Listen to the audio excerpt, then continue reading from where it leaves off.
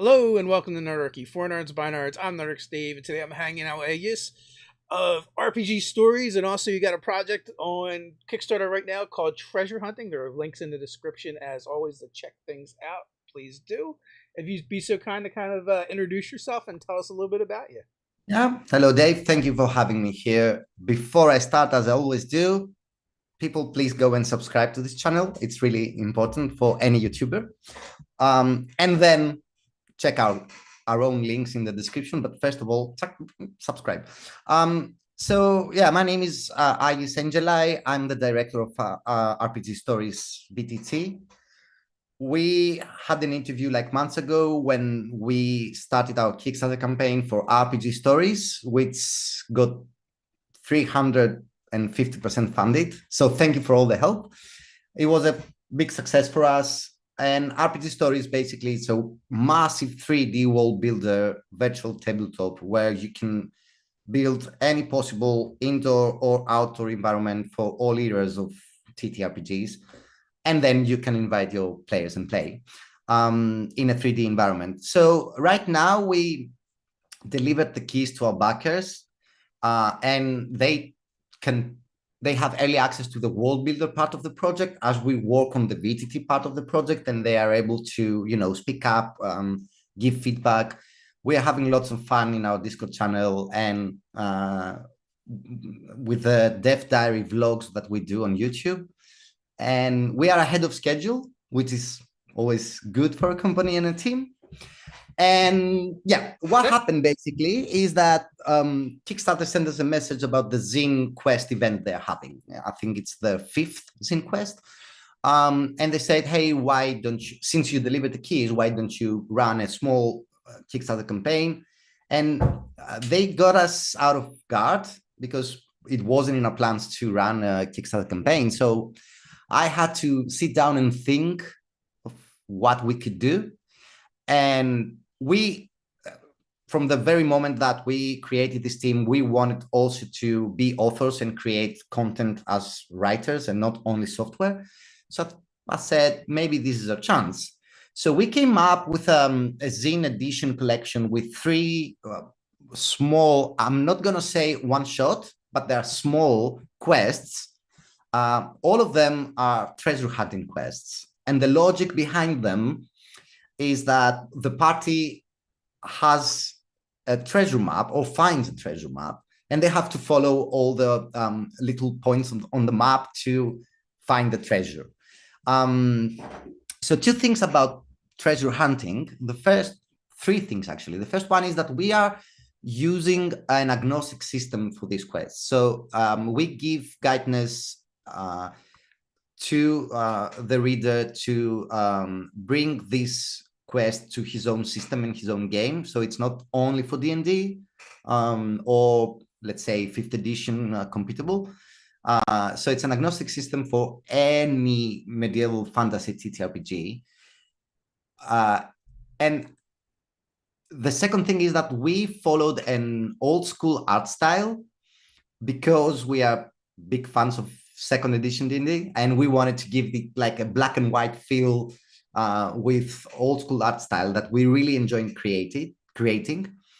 And the third thing about treasure hunting is that all three quests are taking place in a world called Moonstone, which is our homebrew world that at some point we would like to publish. It's easy to run this quest in any world set, obviously, but the players will have like a small teasing about our homebrew world, and we'll learn a little bit about the lore. And a secret is that there is a lot of comic relief in these quests, and we're really proud about it. That we have some funny NPCs in each and every one of them.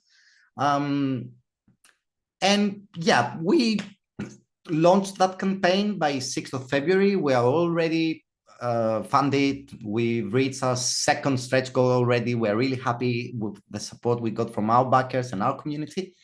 And we are here to promote to your community. So if you already anyone got a couple of the stretch goals unlocked and everything, so yeah, it went amazingly well because we didn't actually try to really promote it and do marketing. We said, let's see how our community is going to react. and they seem to really like it. And another thing that really helped is that we have our last pledge. Also, alongside with the 3 quests and the PDF, we give RPG stories one more time, a second chance for people to pledge for our VTT with immediate early access. So by the end of the campaign, we will right away send keys for people to download via Steam our software and start building the worlds and follow the updates until everything we promised is delivered. So that helped a little bit, to be honest. But yeah, it is already successful. We are really happy about it because we love writing quests, and we are now playtesting them. And since our first stretch goal was unlocked, we are going to implement this quest into RPG stories. So we are really happy that we see that we can combine, our third-party content with our VTT. And what else you want to know? I mean, we are now hunting down our third stretch goal, which will be to create tokens, 2D tokens for these particular treasure hunting quests that will match the art style of the small book. We are almost there. And our last stretch goal is to release a second small zine that will have the main history of Moonstone, of our homebrew world. So it will be like a really small Silmarillion explaining how the world was created and the history of the world, so that we can introduce the world to our audience, and maybe next year release the whole thing. We will see. But we want to first see the reaction of how the community will react to our homebrew world, because it's a little bit weird. And that's why if you go to our website, the only thing that we say about our world is that it's a little bit weird. And it is weird because it has some comic elements all over and some weird elements all over. I'm digging the art style. Like, I'm not usually into black and white art, to be honest with you, but this is a lot of fun. I like what you guys did with it. Yeah, the artist behind this, his name is Greek, so bear with me, is Konstantinos Moschonas. His name is Constantine, and he's an amazing artist. Is that a common Greek name? Yeah, Constantine. Yeah, because I only know like a handful of Greeks, and one of them is that name. So yeah. It's really common. Yeah, because he was the first emperor of the Byzantium Empire, and it's a common name. So he's a comic artist with a really good CV in Greece. We met him and he joined our team. And I personally love his work. And when we created this zine, I was like, do whatever you like. These are the stories. Start paying attention to the clues and what is going on, and feel free to create anything you want. So for example, the first quest is about a wizard that goes to an island, a really small island with a few soldiers to explore it. And a dragon lives there. So he kidnaps the wizard, he gets him really, he drives him insane. So the wizard lives now in that island and he's completely mad. He's crazy. He's a funny character, I'd say. So tangentially related, but a little off topic. Am I remembering correctly? You guys play an older edition, right? You guys don't play. We play second edition, yeah. That's what I thought. Yeah. Yeah. And it very much, like you said, it very much shows in the art style and and kind of like the way things are laid out, which is super cool. Yeah. And what if we want to see how? Yeah. Because Sorry. I was just going to say real quick. One of the things we talk about on the channel oftentimes when people talk about editions and edition wars, we're like, look, play whatever edition makes your heart happy, because there are people still playing first edition right now, all these years later. That's true. And actually, I was in a call recently with a really big team that is running Kickstarter campaign, and all their content is dedicated to the first edition and to the basic D&D, not even second. Yeah. So for them, Yeah. second edition is bad. So Yeah. it's only about first edition, which is like amazing how big of a community they have. People are really supporting this, and I enjoy first edition as well. I prefer a little bit second edition. I've also played all and studied all the editions that came out. And I always believe that if you're having fun, you're playing the right edition. That's the only thing.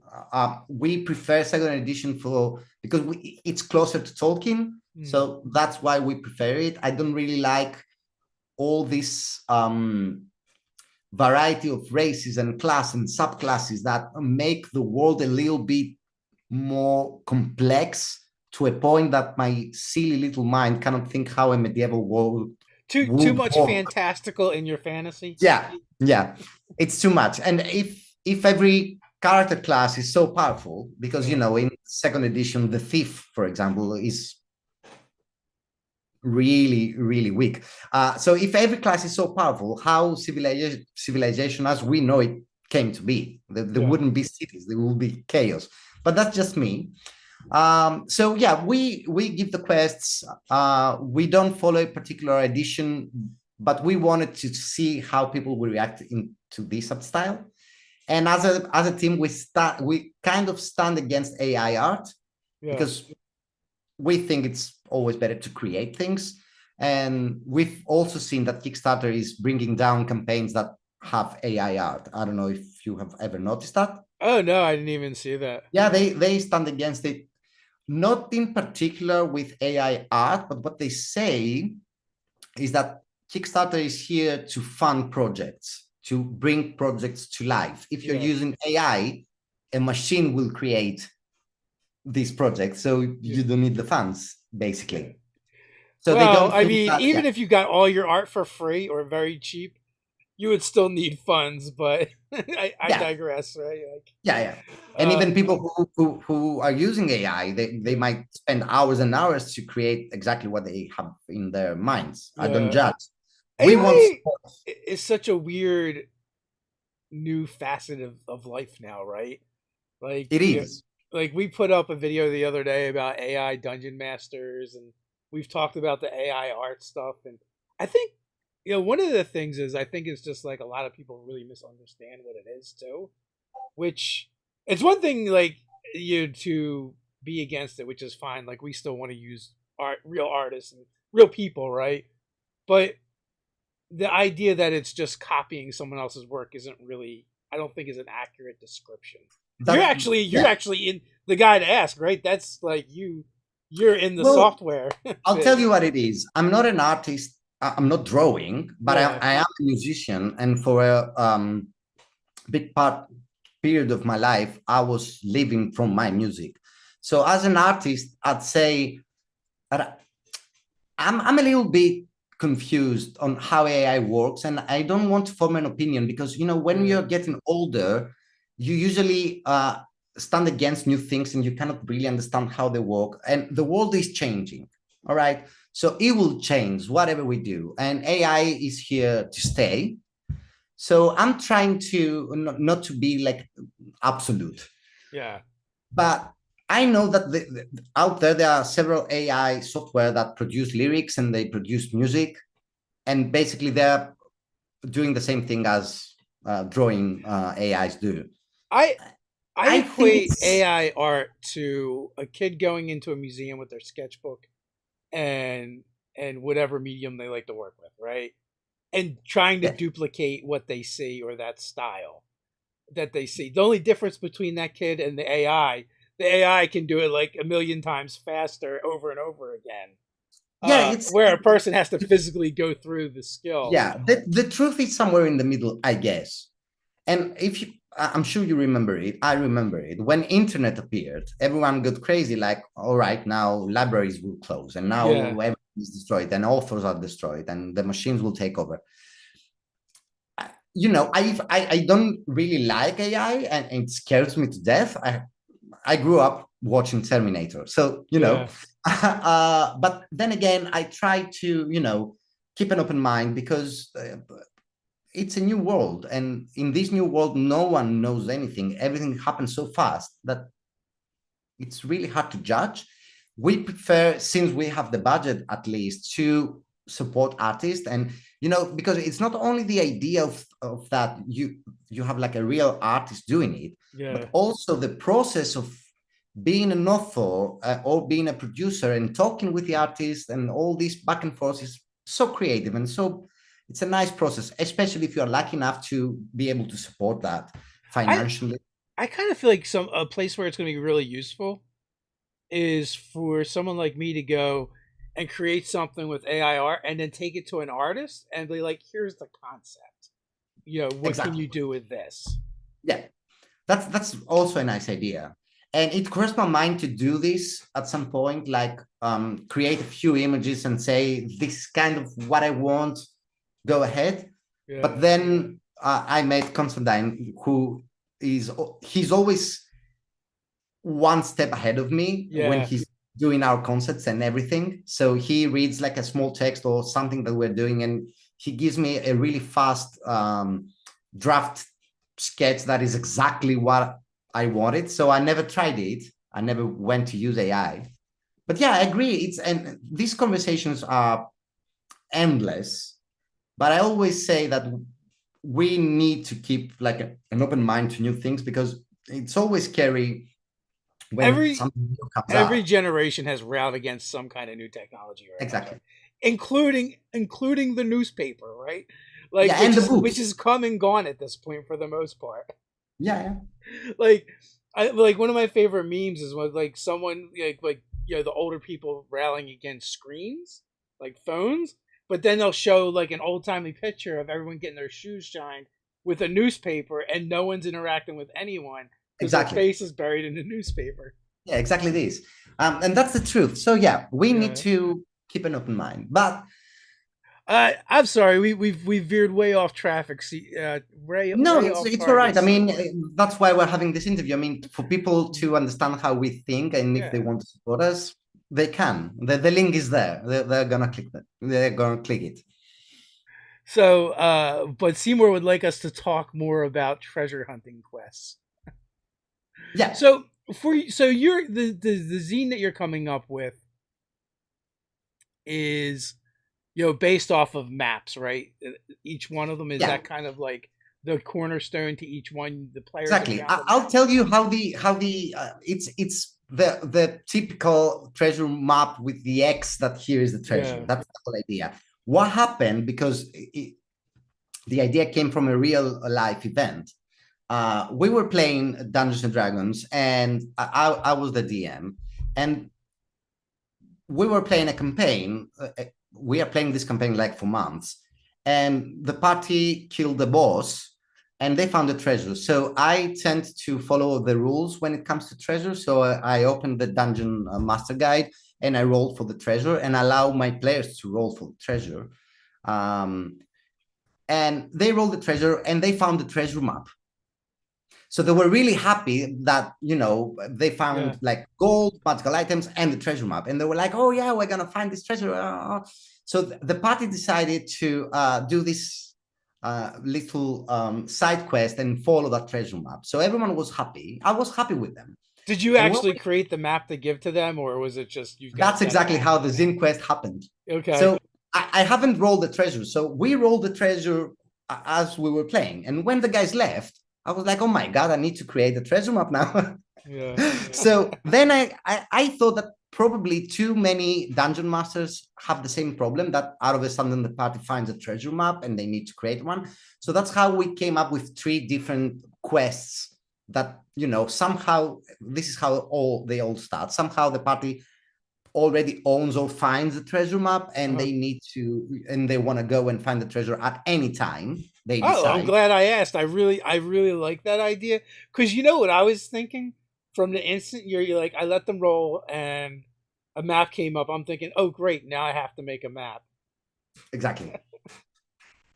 So we give the maps, and they will be ready for printing if anyone wants to print them as well.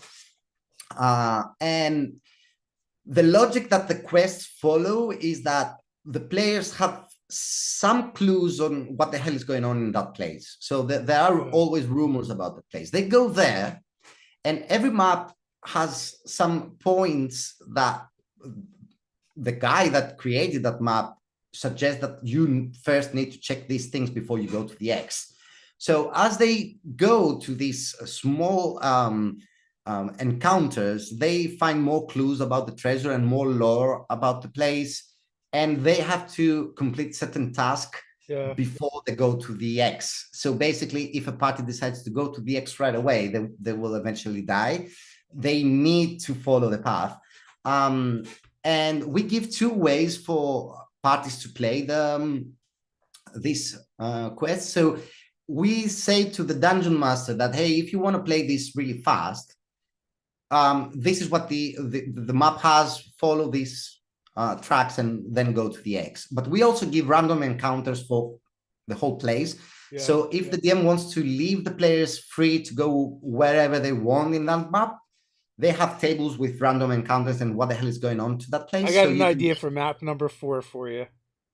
All right. Yeah, each one of those like offshoots where they have to go learn information, there's an NPC that they get to meet and learn about, and when they get to the end, it's just a scroll that says the true treasure is the friends you made along the way. That's a great idea, and I know the meme. And I was thinking, there is, I can't say, but there is some comic relief in all of them, but one of them is really funny. And I think that every DM that is going to read it, they're going to say that, I love that. So yeah, that's the whole point. And at the same time, we place this quest to certain areas of our homebrew world of Moonstone, and we get to introduce a little bit of the lore and some special character classes that this world has. One of them, which is the only one that I would like to promote, we have created in this world, and he's the one of the villains in one of the quests. We have created a specific character class of a necromancer. So I feel that D&D doesn't really have a true necromancer, not in any edition. Because for me, the necromancer is the guy from Diablo 2, the game Diablo 2, a true summoner that summons tons of undeads, and he almost never fights. He's staying behind, throwing curses and helping the undead do the job. So we have created a character class based on that logic, that this necromancer is the guy who actually creates the undead. Because if you go to the lore of D&D, there are a lot of quests that you go into in dungeon, and there are skeletons and there are zombies, and there are who created them and how. So we like that idea, and we introduced this class in this Zine edition, not fully, but we give the lore and we give it instructions on how to play that particular necromancer in that particular quest. So we mostly tease for Moonstone, but we allow people to obviously take the quest and play it in any world setting they play or any system they play. But so, it needs to be high fantasy. I do have a question. Like, how do you, since it's system agnostic, how do you handle that? Like when there's challenges or encounters? All right. Yeah. Let me explain. So this system that we came up with was always in our minds, and we always knew that this is the way we're going to publish books. So our idea came before the OGL madness. Since the OGL madness happened, made us a little bit more proud that we thought to do it that way, and we had it ready. But yeah, so the idea is, and what we believe, and let's hope that time will prove us correct. We think that a dungeon master knows the stats of the monsters. They already have the stats of the monsters in a shelf or in a PDF. So why all this madness about having the stats of the monsters again in the quest? So let's say that you walk into a forest and there's an ambush of orcs. why do people really need for me that I create the quest to say, and these orcs have an armor class of 7 or of 14, and their hit dice is 1. Everybody knows these things. So at the same time, you need to indicate in your quest that, hey, now the party needs to roll that kind of check or that kind of search roll or anything. So what we do is that we rephrase that. We say that here, if you want your players to notice something, you need to follow the rules of your game for that. For instance, and we give one example. So these examples are different each time. So let's say we say, for instance, if you are playing 5e, because we cannot say the word, you should roll this. If you're playing second edition, you should roll a wisdom check, and on and on. So we give various examples in different places. For the monsters, because and in particular in this Zine Quest, the monsters are like really famous common monsters that you can find in any game, like dragons, undeads, and NPCs. We give the advice that you should follow the monsters compendium of your edition of your game. We think that the main quest is around the necromancer, so feel free to use undeads and adjust the stats according to the level of your party.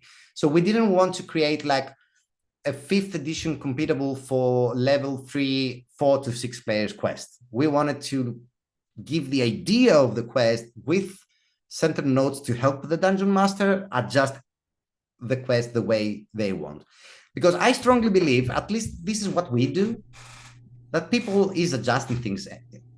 They read the quest, they like the idea, but they go and change here and there things all the time. And as I told you before we start this interview, I strongly believe that there's not even one table that plays 100% by the book in the whole world. No, we always humble something. Yeah, even a little bit, they change something. And that's something that, as I told you, I believe that Wizard of the Coast wasn't aware, or still isn't, that we do it.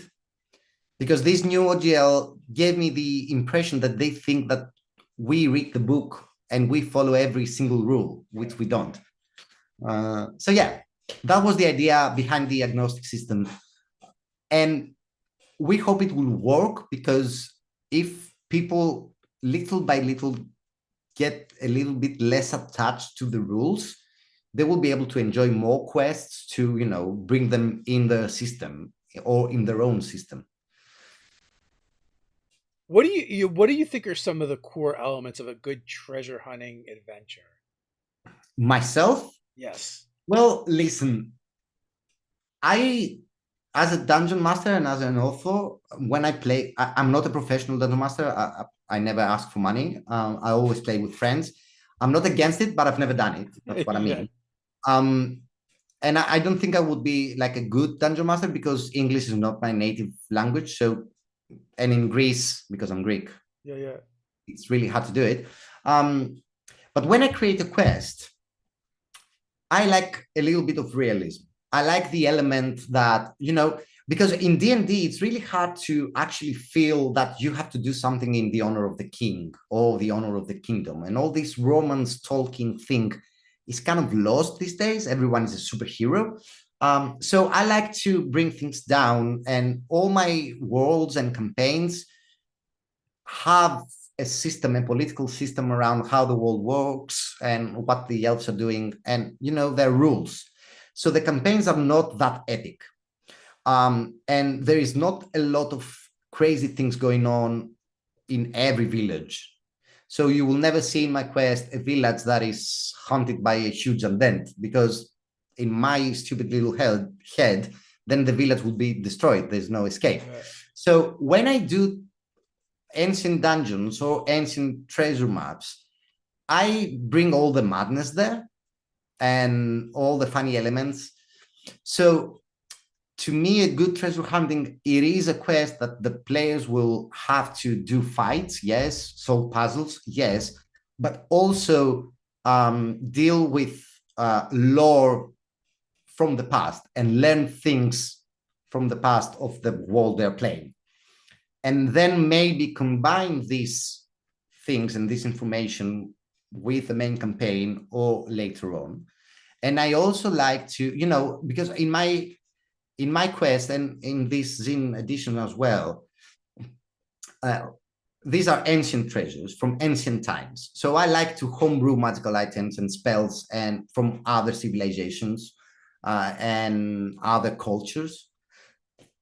That's what we do in this Zine edition as well. So we give a lot of lore. So yes, it is a treasure hunting. The players go there to slay the evil monster or whatever, but they also learn things about another civilization or a lost civilization or a fallen hero or something. So I like to give lore around a treasure hunting quest.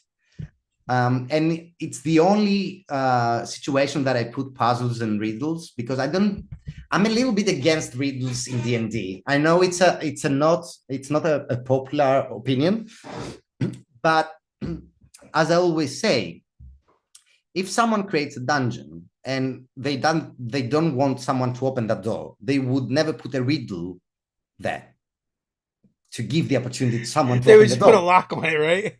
Yeah. So either you want this door to be open or you don't. So I don't really like riddles. But when it comes to treasure hunting and things like that, you can always play with the element that the guy who left the treasure is a crazy man that just wanted to make crazy things, and or give the opportunity to the chosen one to find the treasure. So there I put these elements. I feel like it's like the fantasy version of a meme lord.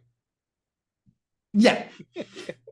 Exactly. There's no real purpose. It's just to amuse themselves. You touched on 2 points that I find really important, and that is epic quests or campaigns and interactive lore. I've always been a proponent for interactive lore because if you just I've gone into campaigns that have existed for a long time and the GM put a lot of work into it, and they're super excited to tell you all about it. And as a new player just coming in, I just don't care. Or maybe it's only a one shot, right?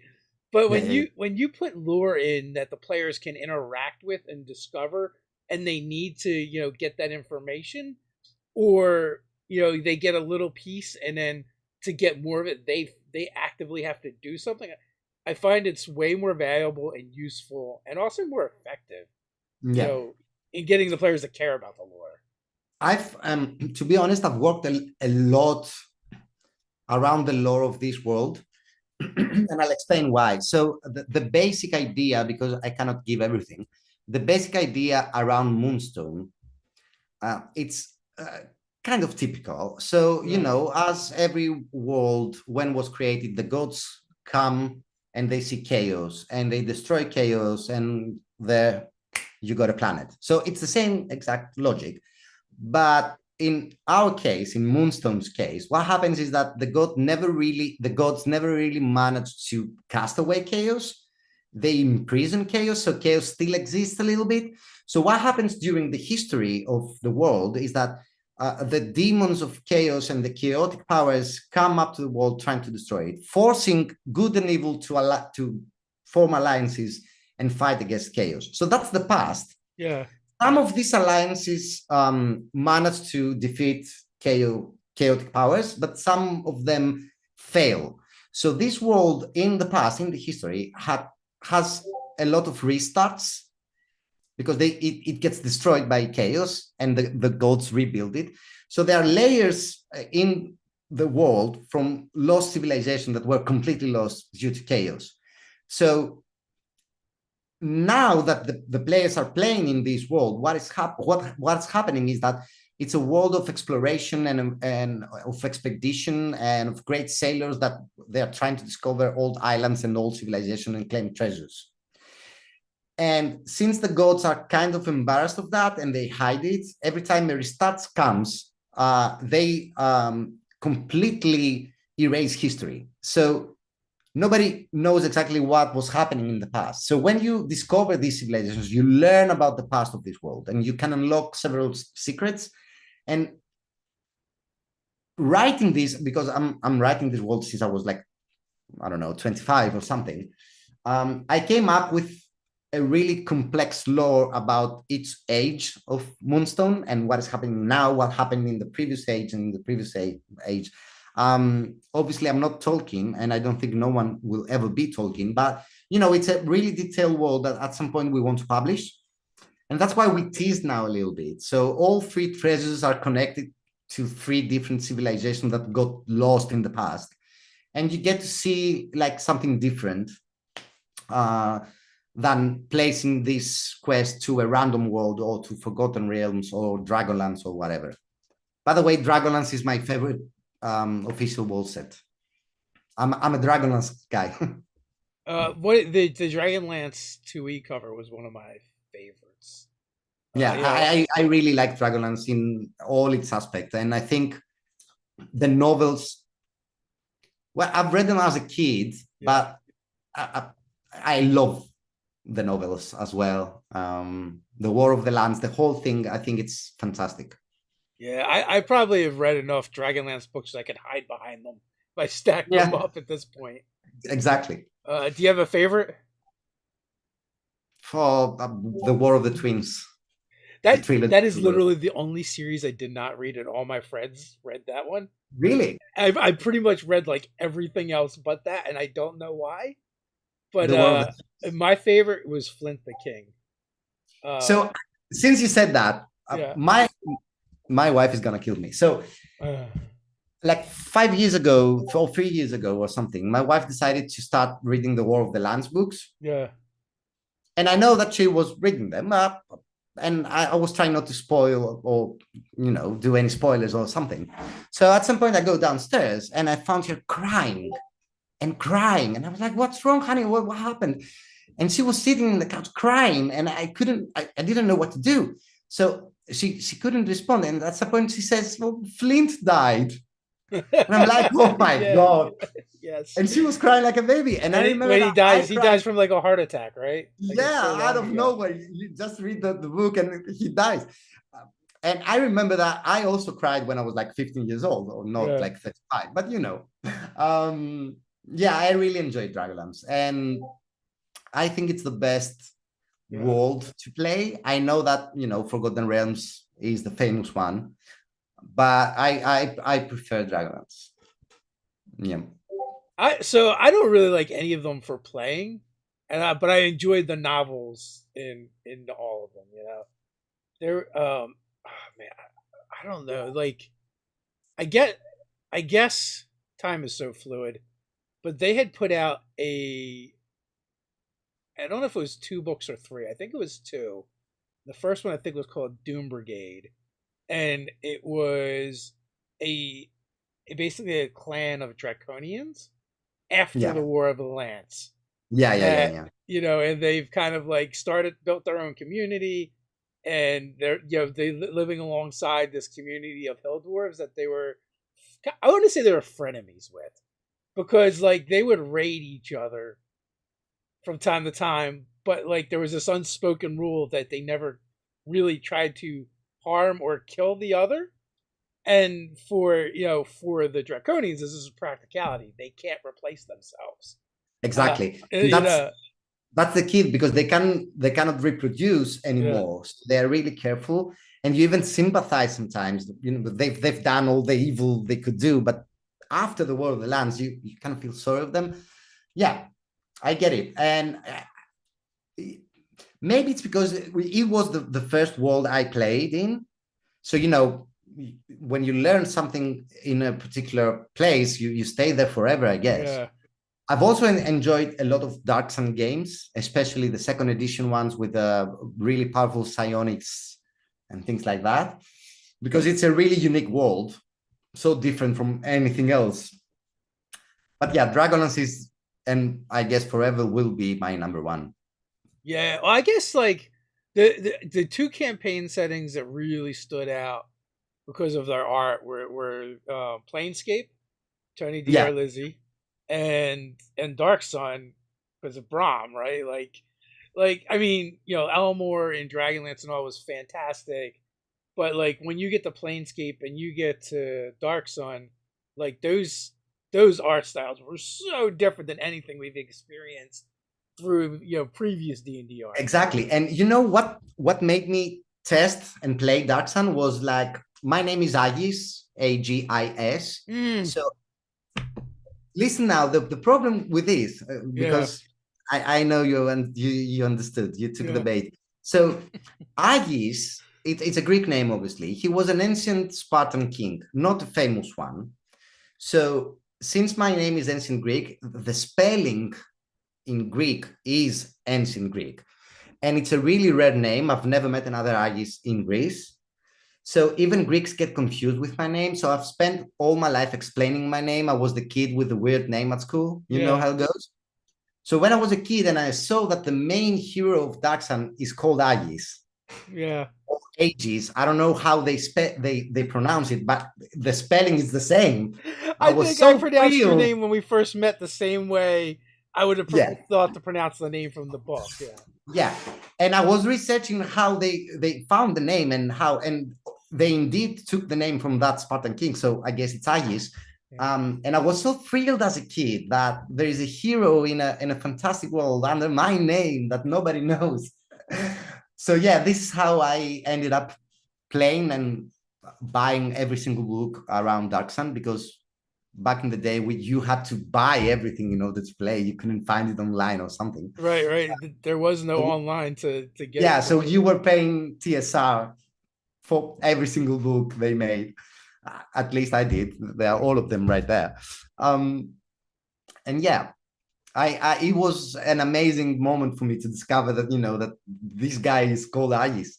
It was amazing.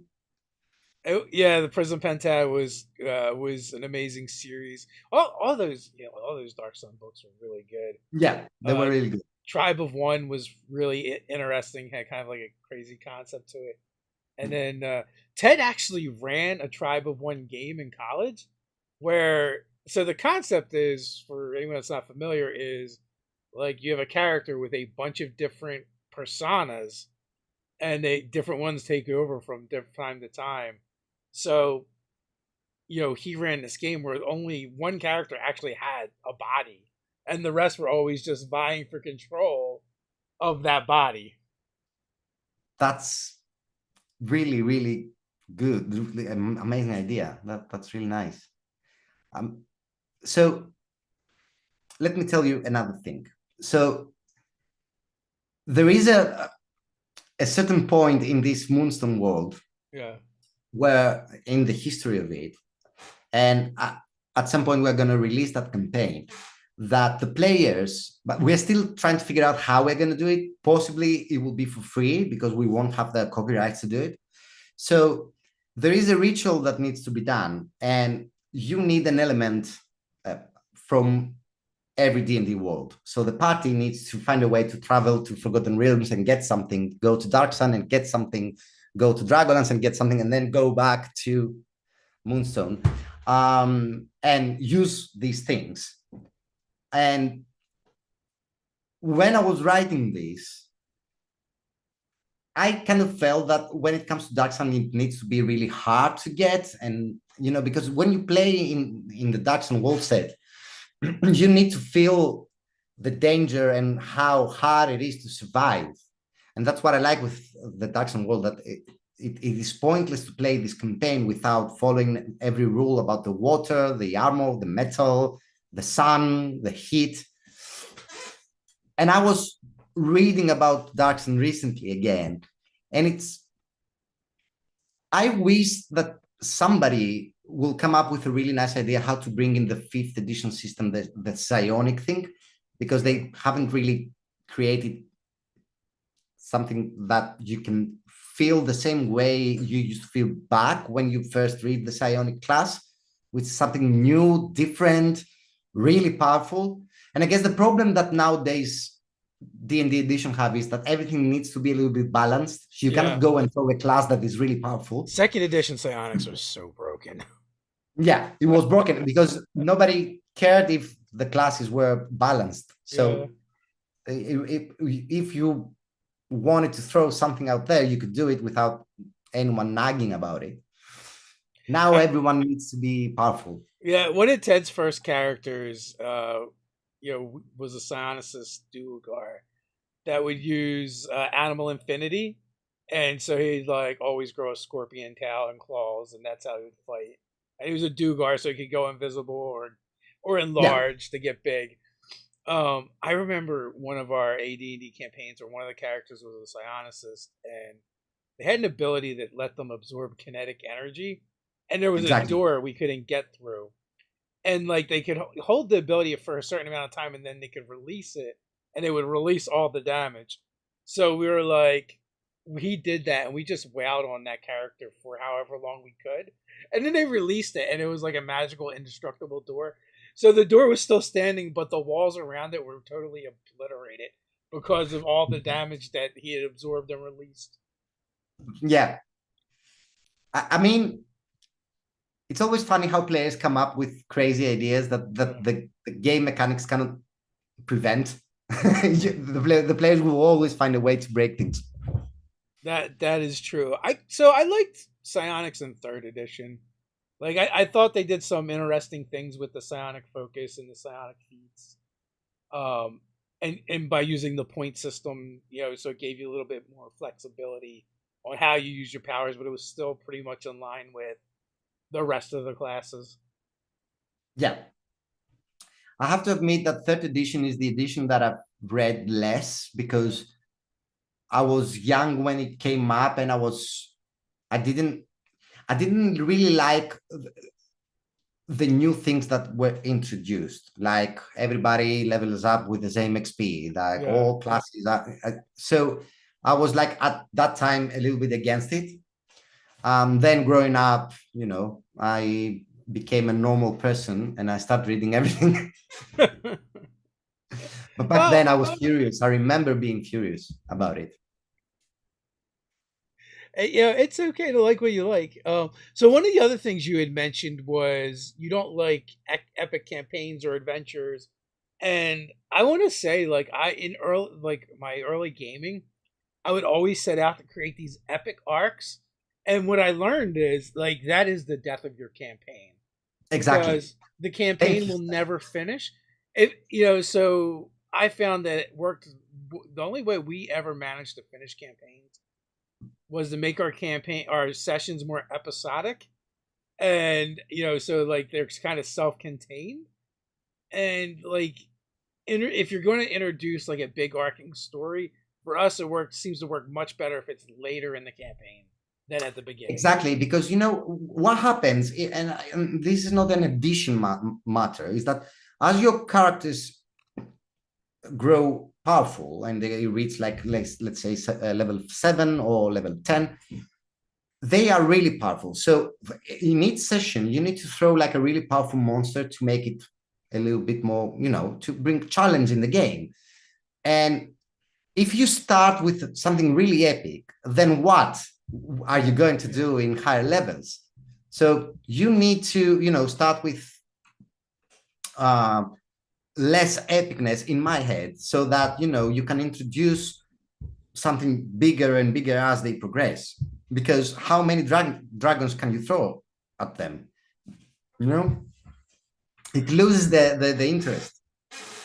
Yeah, dragons is hard. Like, how often do dragons come up in your games? Well, it's, second edition dragons are really powerful. So if you are a dungeon master and you play the dragon, any dragon of any age, correctly and smart, it's really hard to defeat the dragon, because after the sixth age of the dragon, Yeah. so an adult dragon is immune to missile weapons. If they all have wizard and cleric spells. So if you put the dragon flying without coming down, every 3 rounds he can do the breath weapon. Every round they can cast spells. It's really hard to beat. So I don't use them a lot. And if I use a dragon, I always leave room for escape, Yeah. because in my head, since this game is called Dungeons and Dragons, when you face a dragon, you must, and if you manage to defeat it, it must be the ultimate feat. Like, you kill the Well, dragon. at least in first edition, there was a chance it was sleeping. Yeah. I remember like our first DM. like we were kind of complaining, like how come we don't get to fight dragons? We want to fight a dragon, and so they ran like a mock fight with a dragon, and it was there on top of its like hoard, and he describes it with all the coins and gems encrusted in its in between its scales, and the combat starts, and it just rears up and begins flapping its wings, and basically creates a vortex of treasure. So like we get either killed or half killed just from being battered by the treasure Exactly. in the room Yeah. before we even get to actually fight the dragon itself. Yeah. And now that I create a VTT, so we go to every monsters manual and we check stats and we are trying to see how we are going to implement things. I was reading again the dragons in 5th edition, and the difference between the two editions is huge. I mean, Yeah. a dragon in 2nd edition can kill you no matter what level you are or powers you have. If the dungeon master plays the dragon perfectly without, helping the party, it's really hard to defeat the dragon, especially with all the skills that dragons have. Not, and I'm not talking about breath weapon and spells and all this chaos and Yeah. power there. They have all these skills that they can grab somebody, go up the air, bring him down. They can land on someone and kill him immediately. So, it's if you play the dragon properly, it's really hard to defeat the dragon. So it's the ultimate enemy. And for some stupid reason, they give less XP than other monsters, which is really weird because they are more powerful even than Tarast, for example. But yeah, so less dragons for me. And I put them in the game, especially when the players want to do something outside of the campaign. So one thing I often do is that if a player wants to create a magical item, usually some of the components deal with the dragon. You need a heart of a dragon, you need the breath of a dragon, you need something from a treasure from a dragon. I try to make things difficult. And I must say, one of these 3 Zine quests that we are now live on Kickstarter has a dragon. And in order to defeat him, you need to follow every little point on that map, because otherwise you'll get toasted. So yeah, for me, dragons should always be the ultimate foe, and killing them should be the ultimate feat. And I, that's how I use them. I will say I really like enjoyed how first edition handled crafting magic items over latter editions like third edition, and always like players want to turn it into industry, right? Yeah. Essentially. Where in like first edition it was like you need the tears of an angel and like all kinds of crazy stuff to do it. It has to be blessed by something holy, and like the player then has to figure out what that something is, and like it's like creating 1+1 magic sword is like 5 quests. Yeah, exactly this. And the older editions were, in order to gain real power, you had to have these magical items. So if you see how, let's say, Paladin progresses or Fighter progresses, nothing really changes. Yeah. So when I play with players that are familiar with 3rd, 4th, or 5th edition, they always ask me, do I get anything by leveling up? And I say, just your THACO improves and you get hit points, that's all. Yeah. And they cannot get it, but it's all about treasure hunting. Eventually, you need to find the treasure to get really powerful and challenge the monsters that are really hard. Nowadays the game has more like heroic feeling that every character class is an epic character that can do miracles.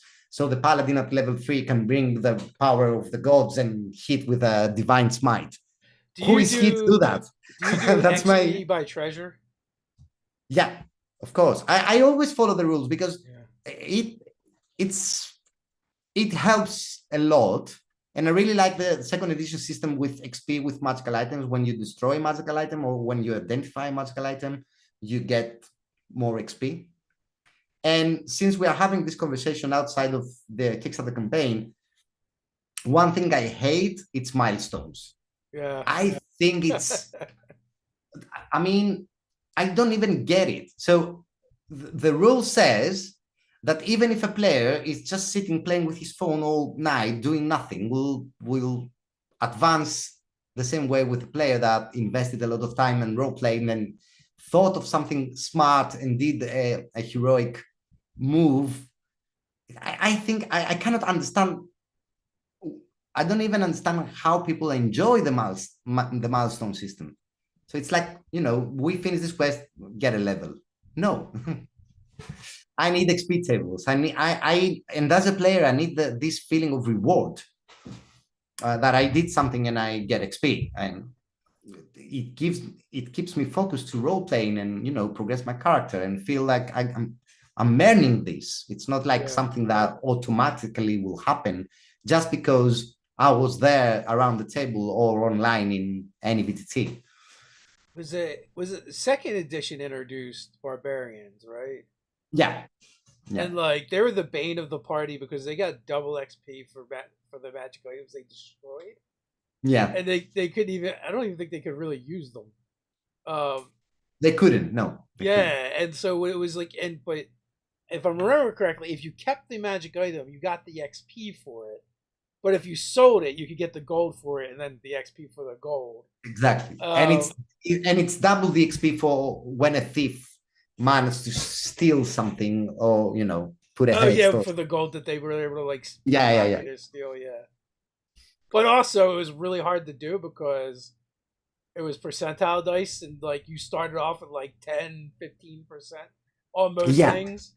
It was hard to do, so you need to come up with amazing ideas to do it. And you in these situations you need a DM that respect the class and will give you the opportunity to do it, because sometimes I've played in campaigns where you try to steal a blacksmith in a small town and they have magic protecting the blacksmith, which is so unrealistic.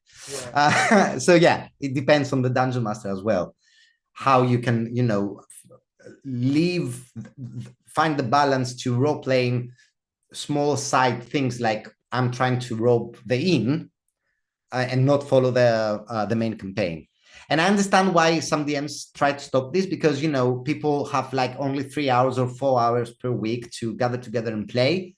And instead of following the main campaign, there's a player that just want to mess around with NPCs in the village. So I get why they stop it. So it depends on the party and it depends on the people you're playing with, because everybody needs to have fun. Not only you. Well, they're trying to fix an out-of-game problem in game.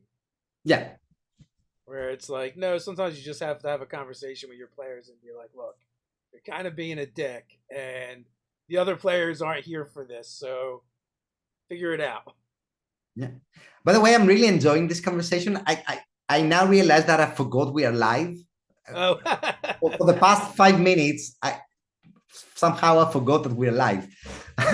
That's amazing. Well, I really like your channel, to be honest. You have I wonderful our content. Last conversation. I'm enjoying this one.